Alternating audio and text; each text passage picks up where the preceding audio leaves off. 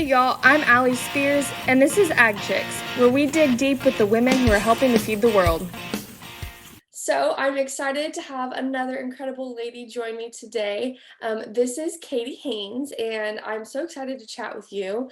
And I think you're the first royalty I've had on the show. So I'm excited to get to know about that. And Katie, if you wouldn't mind telling us a little bit about yourself today to get everything rolling. I'm the 2022 North Carolina Miss Agriculture Advocacy Ambassador and the 2022 North Carolina People's Choice. I am from Youngsville, North Carolina. I'm 22 years old, and I'm also the founder of Smiling While Sending Hope, a nonprofit to help people with chronic illnesses and special needs. Yes. Okay. So I want to kind of start with the your road to the crown first. So tell me a little bit about why you decided to do that, and kind of for those who are listening or watching, tell us a little bit about kind of that program and that organization as a whole too. So, the Miss United States Agriculture Program is to help people advocate for agriculture and make connections within the agricultural community and get out there and really be a voice for the agricultural industry. And for me, I'm the first person in a wheelchair to compete in this system. So I'm really advocating for the disabled people and so that everyone has a place in agriculture. Yes, I love that. And that's something that I'm super passionate about as well. Obviously, from an agriculture or women in agriculture side. So I love that you are paving your own way and not taking no for an answer. So congrats on all of that. I love that. And And this so is my first pageant that I've ever competed in as well. what? This is your first pageant? Yes. Okay, so what was that like? It was interesting, especially since I'm not into the glitzy type dresses and stuff like that. But it's been your journey is what you make of it, and if you put 110% into it, that's what you're going to take out of it. And so it's something I'll never take for granted moving So, forward in life. so what made you decide, if you've never done a pageant, what made you decide like, hey, I want to do this? Because this really advocates for the agricultural industry and getting out there and growing my public speaking skills as a whole. Because with my nonprofit, I want it to grow and worldwide. So, really getting myself out there and making other connections that will lead you to more connections in the future. So, just networking and advocating for the industry is very important. Yeah, and tell me a little bit about your background as far as the agriculture side of things goes. I grew up in 4-H and FFA. I was in 4-H for 12 years, and I was a district officer. I currently serve on the 4-H Honor Club board for adult volunteers, and I show rabbits, and my grandparents have a beef cattle operation in the foothills of North Carolina. Okay, very cool. So for you, what has been kind of your favorite thing that you've gotten to do? Because I'm sure you get to make lots of public appearances. So what's been your favorite thing? So for us, we get to actually choose our events and our community service. That's actually the advocacy title that I hold. Is I attended the most events, community service, farm visits, podcasts, you name it. Um, so getting out there and, like I was saying earlier, making the best of your experience. But my favorite thing, I'm kind of partial, would have to be Mount Olive Pickle Company. I've attended 3 events with them. I ate 6.5 pickles in 5 minutes at their pickle eating contest. And just the southern hospitality from the town of Mount Olive is amazing. Yes, I have family in North Carolina, and so I always love going to visit them. It just, you can't get better. Well, so I'm from California originally, and then now I live in Texas, but I still think that Well, that's a world of difference. I know. And now, but when we visit our family in North Carolina, I love going to see them because everyone's just so friendly and nice there. Yes, and a close second would have to be the Got to BNC team. Got to BNC is our agricultural promotion program here in North Carolina, and I just wrapped up the 3-day festival with them at the fairgrounds. Everything from being a barbecue judge to riding in a tractor parade, and then working their booth to promote agriculture and a local music ambassador for the program. Sounds like you got a busy agenda. Yes. So how long is your reign a year then? Yes, it ends on January 1st. Okay. And But so I do go to nationals next month.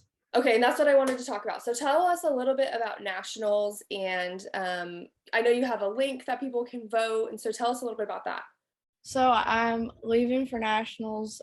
Well, nationals is in 29 days. I leave in 27 days. And so ways that they can support me is through my People's Choice link, or they can reach out and I have sponsorship options that they can pick from. I do have a few things left to fundraise for. Okay, awesome. And so you hold the state title now, right? Or you hold the state title, so you're going for obviously the national title when you go to Yeah, national. I hold 2 state titles, and then I started out in the county level, but then I went to the state level and got 2 awards. And I actually compete for everything. So the Miss Division, and then the People's Choice, Advocacy, and there's a few more I can't remember all of them. But the People's Choice is strictly by monetary donations. Okay, okay. Awesome. That's super cool. So, moving forward then, is this something you think you'll continue to do? Obviously, fingers crossed, you'll have another year at the national level, but how does that work? Is it like once you do it, you're done, or how does that work? Well, no, if you won the Miss Division, you're not supposed to compete in that division again. But I would be aging up Okay. anyways. But I don't know. That's something I'll have to think about in the Yeah. future. And tell us a little bit about your nonprofit too. So I help people ages 0 to 26 living with chronic illnesses and special needs. We send care packages, toy drive, do awareness videos, and all kinds of stuff to represent the disabled community.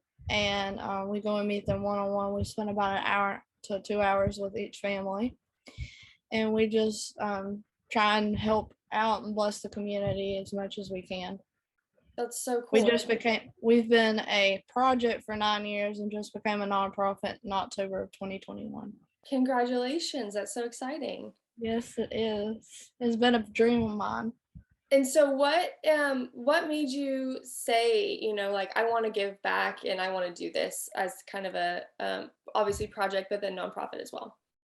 Because I feel like if I have to be sick and have special needs and chronic illnesses, I shouldn't just sit around and not give back to the community. This gave so much to my life. And so I want to be that blessing, that person that people look up to, and just be able to provide some sense of role model for other people.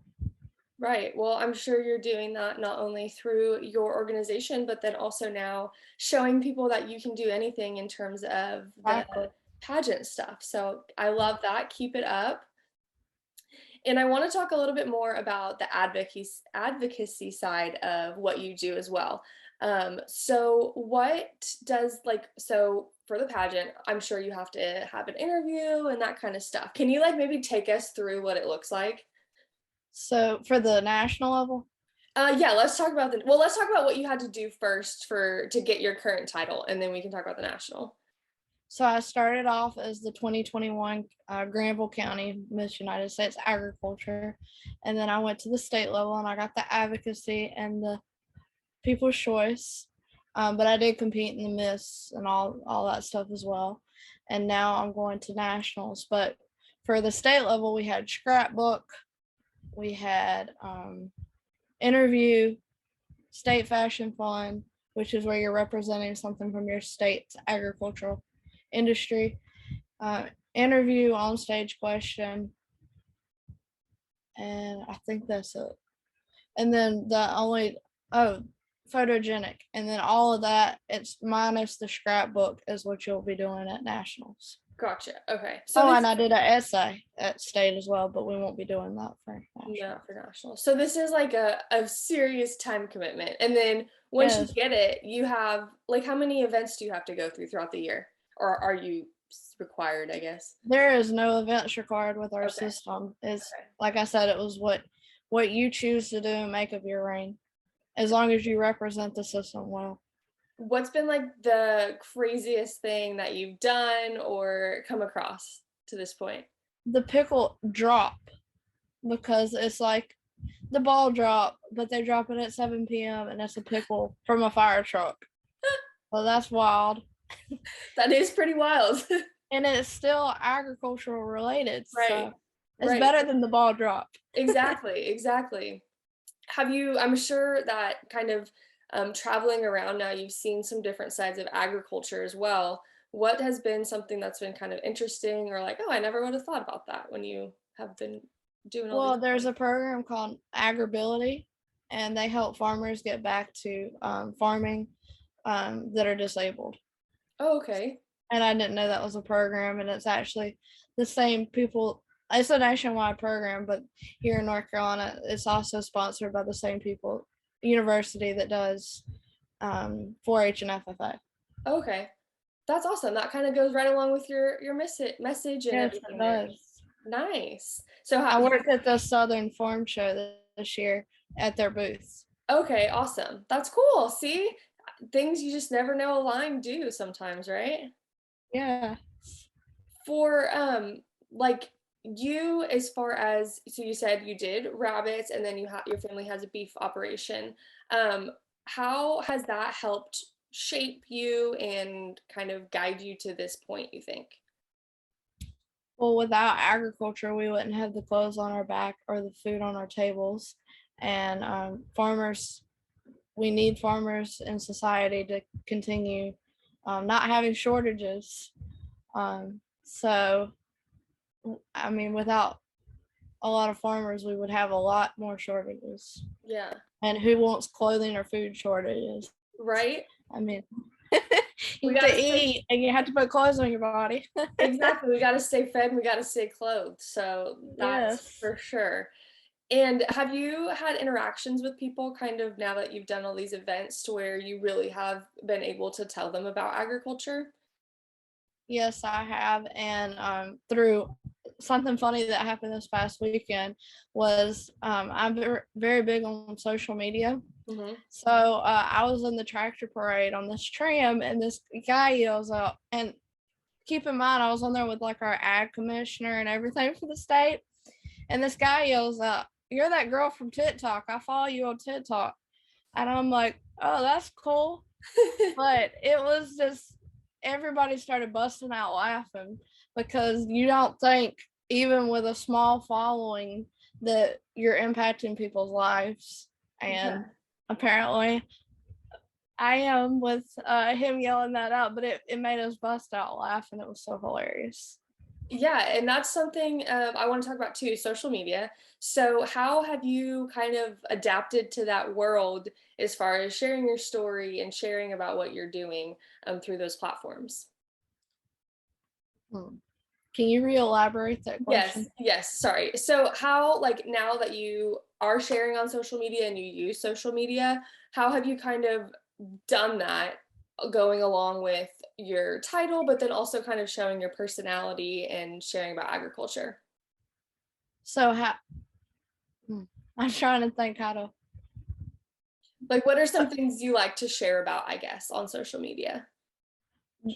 getting more young people involved in agriculture, and then of course the disabled community, and showing like my platform is despite obstacles you may face, everyone has a place in agriculture. So just making sure that in pageants in general, making sure that the next generation of people will know that they have a place in this world, no matter what walk of life you come from. Yeah, and that's so important, right? Because as we just talked about, we're facing food shortages and all kinds of stuff Yes, right now.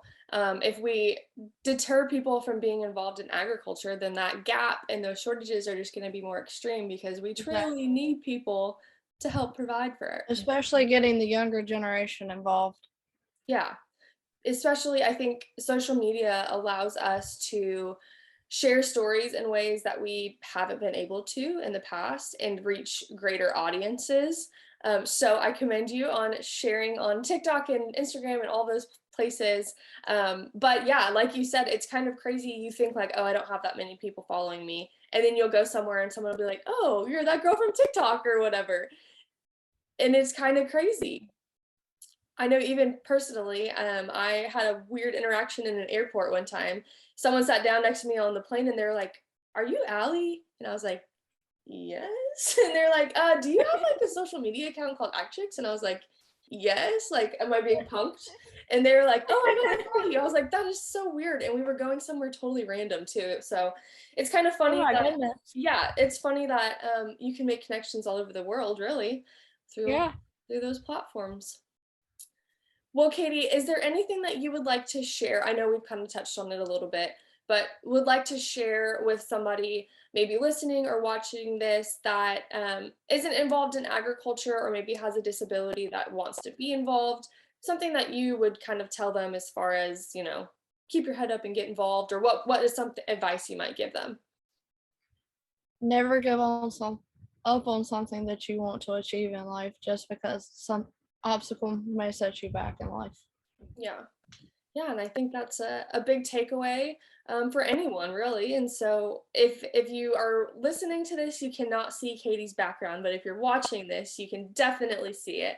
And so, I think that's something she's super passionate about, obviously, just through our conversation today.